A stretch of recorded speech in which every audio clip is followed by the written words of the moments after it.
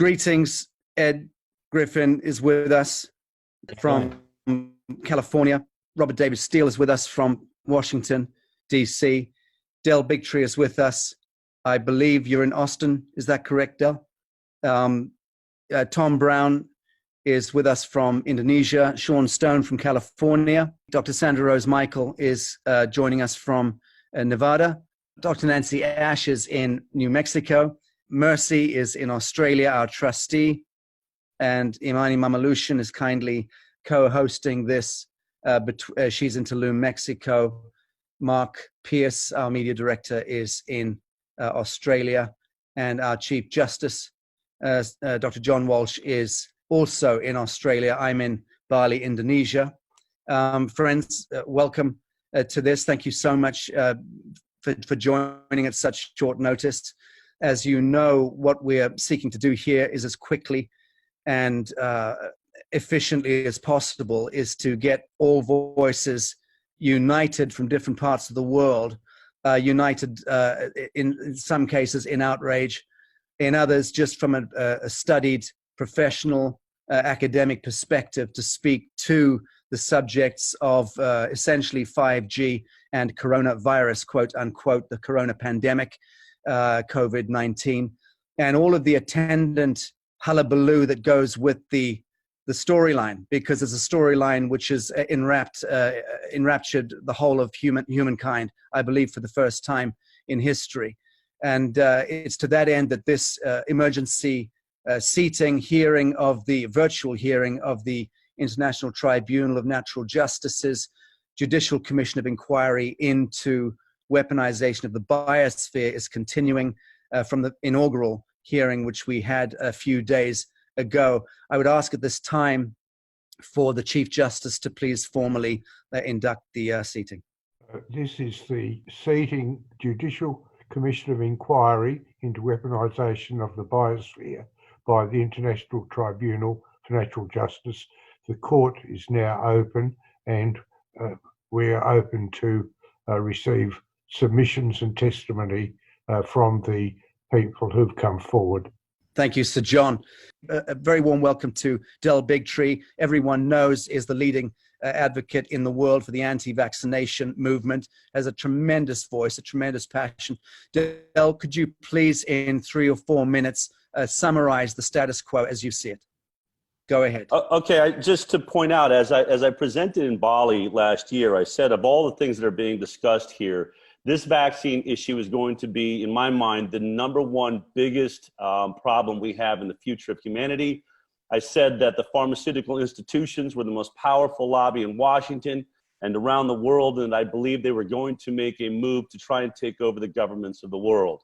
That was essentially what I presented in Bali. I think that we are seeing exactly that taking place. Now, there may be, everyone here has different perspectives that are all, I think, playing into this, and I don't know which one leads what, but it is clear that the pharmaceutical institutions and Bill Gates and those that are behind this idea of a control of humanity through the vaccination process. We know that the goal of the World Health Organization, predominantly funded by Gates and others, is to vaccinate the entire population of the world and have us in sort of a constant program like that. And now we see, as we come through this, the #1 discussion by Dr. Fauci and by Bill Gates is that our only way out of this is going to be this future vaccine for coronavirus COVID-19. I've been reporting very specifically on this on my show, The High Wire, for the last 5 or 6 weeks. I think I've been the only one really diving into the numbers and showing that as far as we can see around the world, there's no rise in excess mortality anywhere, that this thing is being manufactured in a very extreme way. Now, not to say that there aren't people that die of coronavirus. There does seem to be some very interesting, reasons for that. I haven't got into 5G. I'm only just now looking at the possibility of 5G, how it plays in, so I won't speak to any of that. What I will say is that what I know about the coronavirus vaccine is this vaccine was attempted multiple times right after we had a SARS outbreak. Some of the leading drug companies in the world attempted to make a coronavirus vaccine, and it is one of the most problematic vaccines ever attempted. For those of you that may not know it, in the animal studies, on every single attempt of this vaccine, the animal studies showed dramatically problematic results in that when they would give the vaccine to the animals, they would develop all the antibodies that were necessary. It looked like they were safe and healthy, so the vaccine was deemed safe right up front. But then when they were challenged with the actual SARS coronavirus, the animals in every one of the studies had what is now being referred to as an antibody immune enhancement. Their body overreacted to the virus and therefore killed many of the animals, cytokine storms. It was so problematic that many of the trials ended up leaving a warning at the end that said we should be very careful ever moving into human trials. Well, now, as we know, we have moved into human trials. We've said that we are skipping animal studies in many of the versions of this vaccine, which is a horrifying and terrifying thought. It actually happens to be so terrifying that people who are usually against this, like Dr. Paul Offit, Dr. Peter Hotez, who Hotez tried to make a SARS vaccine, they're warning us we should not be rushing this vaccine. They're demanding better, thorough vaccine studies, saying it's very dangerous to be moving past an animal trial.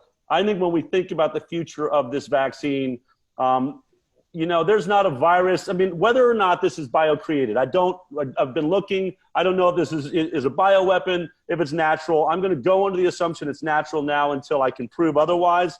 If it's a bioweapon, in my mind, this is a very weak bioweapon, not very well designed. It appears to really only be affecting elderly and already sick people. But the idea of a vaccine, I believe that, this virus may kill some people. But when I think of the future of this planet, we exist on this planet as human beings, having survived every single virus and bacteria outbreak that has ever been. Whether you believe in divine design by God and creating the image and likeness of God, or evolution, either way, we are perfectly designed to handle the issues that come upon us on this planet. However, I am very, very concerned when men and mankind starts messing with nature in the way that it's about to. And when we think about the problems of this vaccine, it points to whether you look at, let's just imagine what could wipe out this species. I doubt it will be a virus or a bacteria that is naturally created, but the idea of a vaccine, and we know this is possible now because of these trials, that appears to be safe up front, but then when challenged by a virus, then makes that virus deadly when it would have been a common cold. First of all, you see a way that you could design a bioweapon as such that everyone was being vaccinated. Only certain people got a vaccine that when they came in contact with a virus, it wipes out that population. So you could easily have a designer weapon that way, which why we would allow our government agencies to force products that could be used that way, I think is very problematic. That's if there's a dark intent. I also believe the idea of accidents and ignorance being very problematic. Let's say they come up with a vaccine that doesn't seem to have this problem of immune enhancement, antibody immune enhancement, but the virus mutates. I mean, you have to understand they do not know why antibody immune enhancement happens. So they have no idea what triggers it. They don't know the mechanism for it. So how do we know we don't create a vaccine if they get around that problem right up front? But then the coronavirus mutates, which you're hearing is now maybe mutated 100 times or more. It's going to keep moving. How do we know that mutation doesn't then react with the vaccine and cause an immune enhancement? And when we think of Bill Gates' dream of vaccinating everyone on this planet, can you imagine if we made a colossal mistake like that somehow something we'd all been given made us prone and vulnerable to a simple cold-like virus? You could end this species with that type of ignorance. I think that's just touching on the surface of the things that really make me worried after my 4 years of investigations into the vaccine process. Thank you very much indeed for that a very quick fire overview. Del, does it give you any succor whatsoever to hear or to read this week the Kenyan Senator Moses Wetangula calling on African leaders to reject the COVID-19 vaccine tests on the continent? Quote, African leaders must resist any attempt to use our people as guinea pigs. Does that give you any hope? It does give me hope. And I think that there's a lot of hope in this. And frankly, one of the things that I really appreciate about being in Bali was so often we just speak about the science of things, but there was a real feeling of a spiritual understanding of what's taking place on this planet. I think there has been a gigantic overreach here. I don't, for people that believe that this was all planned, the fact that there was no vaccine available tells me that this wasn't planned. There may have been a plan in the works. They may have been attempting to work on something that was going to happen in the future where we would quarantine. Something tells me somebody jumped the gun. Something's off, because if this was all fully planned, they would have had a vaccine ready to go. And because of that, there are certain things that could very well work into our favor, that could lead us to the idea that something much bigger than ourselves is at play here. For instance, because you now see pro-vaxxers, extreme pro-vaxxers like Offit and Hotez coming out and warning about this vaccine. At first it didn't make sense, but now it really does. You see, they too see how dangerous it is to be rushing a vaccine that is as problematic as this.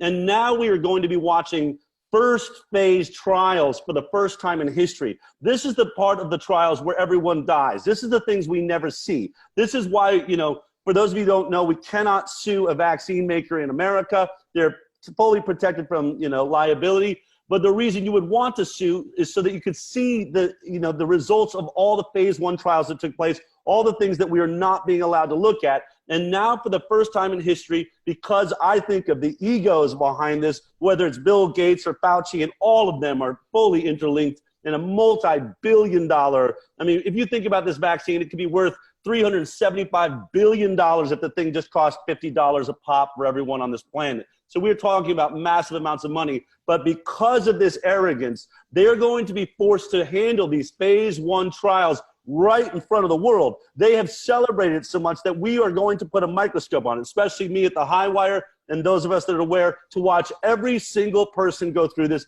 That could be to our advantage for the first time ever. Thank you, Del, very much indeed. Robert David Steele, please. I'm deeply honored to be in the presence of all of you, and particularly Ed Griffin. I'm a precautionary principle guy. I'm also an intelligence professional, and I'm the only person I know of today that is practicing holistic analytics and true cost economics. Now, I agree with Del Bigtree. I think it wasn't that they jumped the gun, it's that Trump jumped the gun. I think this was planned for August, and it was planned to be much more lethal. So let me just give you very quickly my overall perspective. Number one, no vaccine has ever been properly tested. Number two, we know for a fact that Bill Gates has been sterilizing women around the world with his vaccines. Number three, we know that digital ID and sterilization and targeted demographics are part of the Bill Gates Rockefeller master plan. So our end game has to be to say no to vaccines, period, and not allow the natural human immunity that has been built up over centuries to be further undermined.